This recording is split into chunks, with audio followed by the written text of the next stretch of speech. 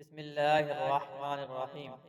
نبی اکرم صلی اللہ علیہ وسلم کا ارشاد ہے، جو شخص 40 دن اخلاص کے ساتھ ایسی نماز پڑھے کہ تکبیر اللہ فوت نہ ہو تو اس کو دو پروانے ملتے ہیں، ایک پروانہ جہنم سے چھٹکارے کا، دوسرا نفاق سے بری ہونے کا۔ یعنی جو اس طرح 40 دن اخلاص سے نماز پڑھے کہ شروع سے امام کے ساتھ شریک ہو اور نماز شروع کرنے کی تکبیر جب امام کہے تو اسی وقت یہ بھی نماز میں شریک ہو جائے تو وہ شخص نہ جہنم میں داخل ہوگا نہ منافقوں میں داخل ہوگا۔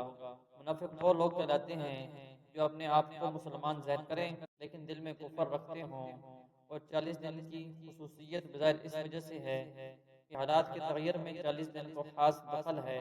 چنانچہ آدمی کی پیدائش کی ترتیب بھی جس حدیث میں آئی ہے اس میں بھی 40 دن تک نطفہ رہتا، گوشت کا ٹکڑا 40 دن تک، اسی طرح 40 دن میں اس کا تغیر ذکر فرمایا ہے۔ اسی وجہ سے صوفیاء کے یہاں چلہ بھی خاص اہمیت رکھتا ہے۔ کتنے خوش قسمت ہیں وہ لوگ جن کی برسوں سے بھی تکبیر اللہ فوت نہیں ہوئی۔